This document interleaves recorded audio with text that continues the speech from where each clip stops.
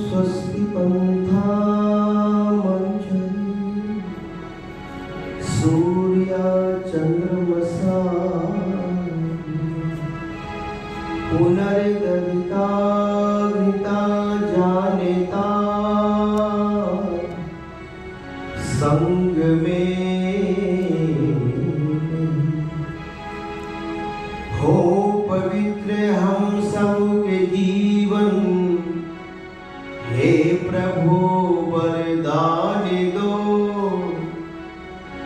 रास्ता सही अपना सके, वेदों का सुंदर ज्ञान दो।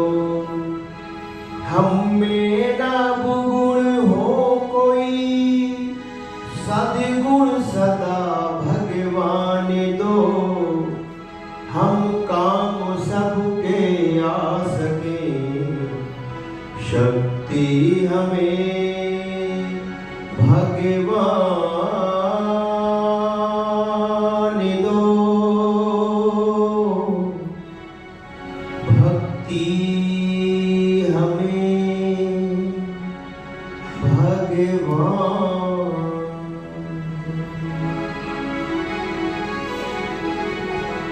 तेरो नाम,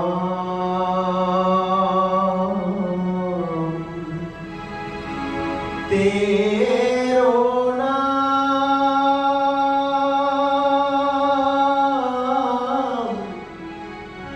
तेरो नाम, तेरो नाम सुख की खान दीजो मुझको कृपा निधान। तेरो नाम सुख की खान दीजो मुझको कृपा निधान। तेरो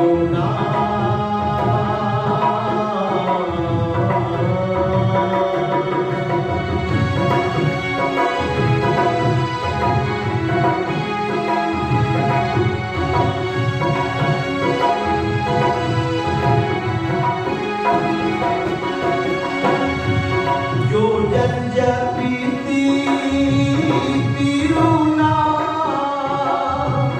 उन पर तेरी कृपा महान। तेरे मालिक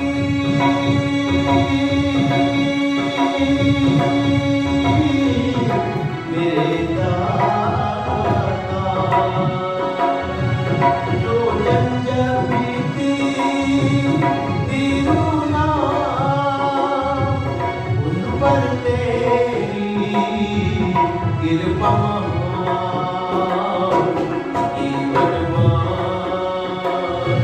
तेरे भगवान, जीवनवान तेरे भगवान, दीजो मुझको कृपा निधान। तेरो नाम सुख की खान दीजो मुझको कृपा निधान। तेरो नाम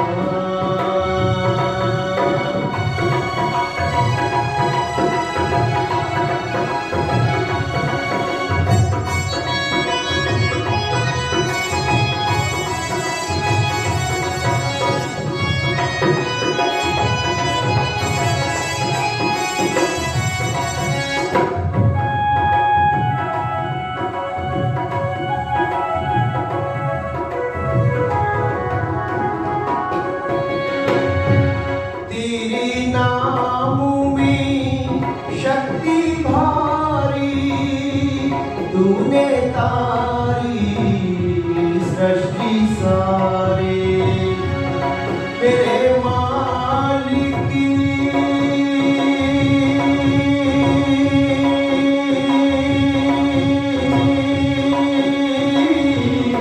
मेरे दाता।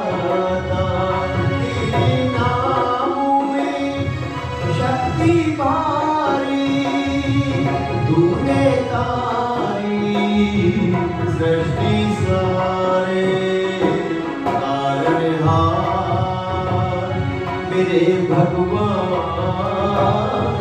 तारनहार,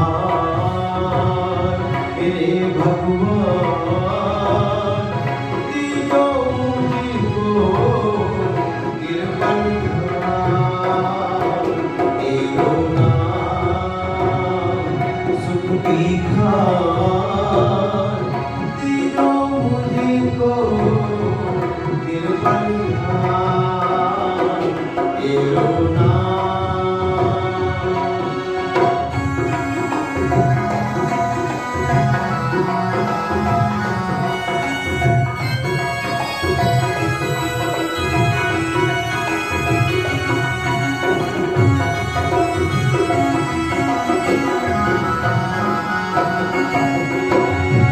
जो जन जपती तेरो नाम, उन पर तेरी कृपा।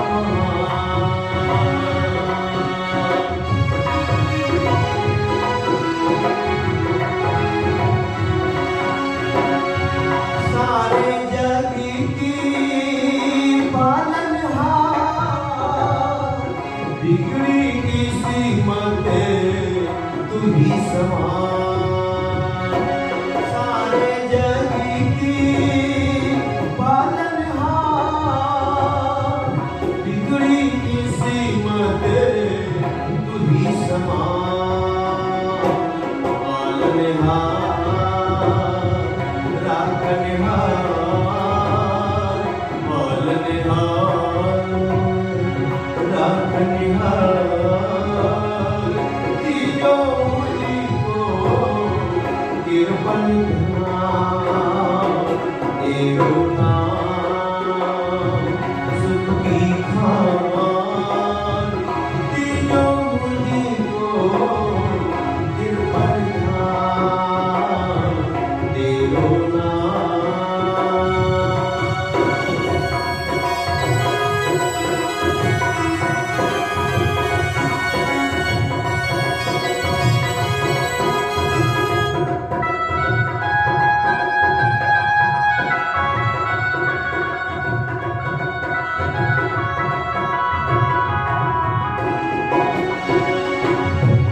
तू मेरा स्वामी दास में तेरा, तेरी बीने कोई न मेरा। मेरे मालिक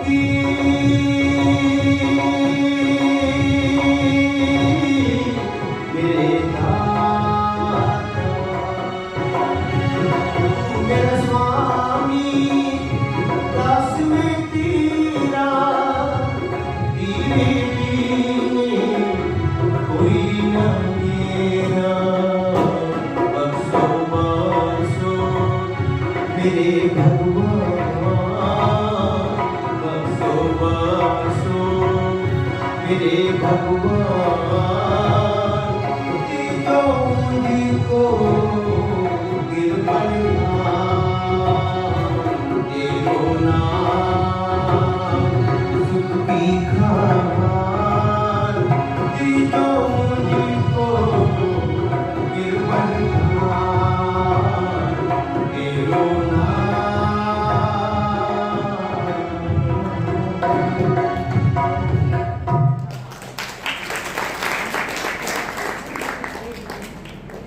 इस कार्यक्रम में आगरा से समागत आर्य जगत के बड़े सम्मानित विद्वान श्रद्धेय आचार्य हरीश शंकर जी अग्निहोत्री जी, इस समाज के समस्त पदाधिकारीजन और श्रद्धेय बिल्कुल प्रधान जी, मंत्री जी, कोषाध्यक्ष महोदय, पूज्य माता जी, गुरुकुल से आए हमारे बहुत प्यारे प्यारे ब्रह्मचारी, इस गुरुकुल के संचालक आचार्य हमारे श्रद्धेय आचार्य श्री राम स्वरूप शास्त्री जी, उनके लिए एक बार जोरदार तालियां बजाते हैं। तथा इस गुरुकुल के जो विद्या को प्राप्त कराते हैं सभी आचार्य वर्ग, इस समाज के बड़े सम्मानित सुयोग विद्वान, हर तरह से अपनी कुशलता में प्रवीण हमारे श्रद्धेय आचार्य सूर्यदेव विधानसु जी, भक्ति शक्ति श्रद्धामयी मातृशक्ति पवित्र आत्माओं, बड़ा प्यारा आपने एक भजन आचार्य जी के द्वारा सुना ऋषि के विषय में। पूरे देश के अंदर ये 200वां ऋषि का जन्मदिन अलग अलग जयंती को लोग अपने अपने अंदाज में मना रहे हैं और काफी संख्या में यज्ञ भी हो रहे हैं। तो ये बहुत बढ़िया है, वातावरण पवित्र होगा और एक आर्य समाज की पहचान पुनः निकल करके आएगी। बीच में हमारी कुछ भूले रही, कुछ हम लोग पता नहीं कहाँ रहे। मैंने अलग अलग बड़ी बड़ी मंचों पर मैं गया, एक कार्यक्रम था गुजरात के अंदर, वहाँ बहुत सारे लोग थे, राजनाथ सिंह थे, वहाँ मोदी जी भी आए थे, अमित शाह भी और कई लोग आए। और एक कार्यक्रम में हमारे भूपेंद्र हुड्डा जी भी थे। उनके साथ एक व्यक्ति थे, मैं उनका नाम नहीं जान पाया, चेहरे पे दाढ़ी रहती थी उनके, हाँ प्रोफेसर धर्मवीर जी। तो वहाँ जो वक्त आया महात्मा गांधी जी का और वो विवेकानंद मेरे को बड़ी पीड़ा हो। मैंने कहा जिसकी अहम भूमिका देश की आजादी में रही, जिन्होंने आजादी का बिगुल बजाया और स्वराज शब्द लोगों के मुख पर आया, लाला लाजपत राय हो या बाल गंगाधर तिलक हो, दादा नौरोजी भाई हो, नेता सुभाष चंद्र बोस हो, ये इंद्रप्रस्थ गुरुकुल में नेताजी वहाँ रुके थे 8 दिन लगभग, जो इंद्रप्रस्थ गुरुकुल दिल्ली के अंदर है, वह नेता सुभाष चंद्र बोस लगभग 8 दिन तक रुके थे। हमारे श्रद्धेय प्रधान जी कलकत्ता में रहते हैं, बहुत बड़ा इनका व्यक्तित्व है, लेकिन वहाँ एक आर्य समाज विधान संघी है, वहाँ बाहर एक बोर्ड लगाया कि इस आर्य समाज में सरदार भगत सिंह 2 बार रुके थे। तो ये सब आर्य समाज से प्रभावित थे, ये सब दयानंद के सिपाही थे, सच्चे भक्त थे, जिनके अंदर स्वामी दयानंद की विचारधारा रगों में प्रभावित हो गई थी। तो जितने लोग आए सब ने विवेकानंद, मैंने भैया इन्होंने कौन सा तीर मार दिया, कौन से ग्रंथ तक दिए, कौन सी देश की आजादी का इनका योगदान है, जिन्होंने काय तक खाई हो, ये बुरा नहीं, पढ़कर देखो, उन्होंने लिखा। उनके भक्तों ने कहा महाराज आप क्या कर रहे हैं, बोले पाचक भेज दो तो हम छोड़ देंगे, अब कोई व्यवस्था नहीं तो कर देते हैं काम।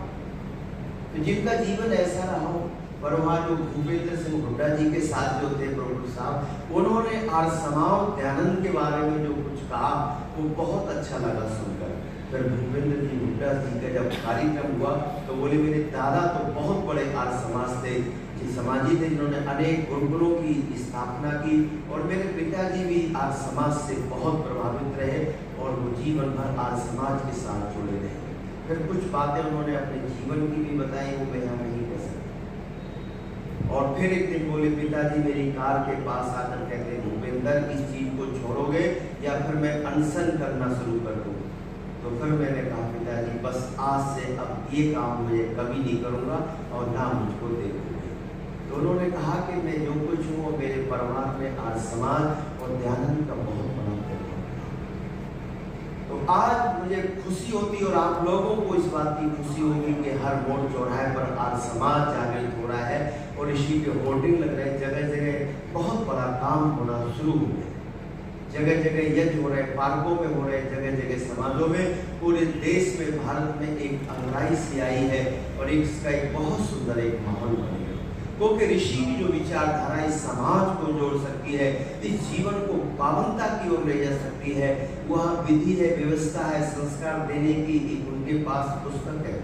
पूरी दुनिया के पास कोई कहे कि संस्कार बच्चों को कैसे दिए जाए, कोई बुक है आपके पास, किसी के पास नहीं है, केवल आर्य समाज के पास है, वो महर्षि दयानंद की देन है।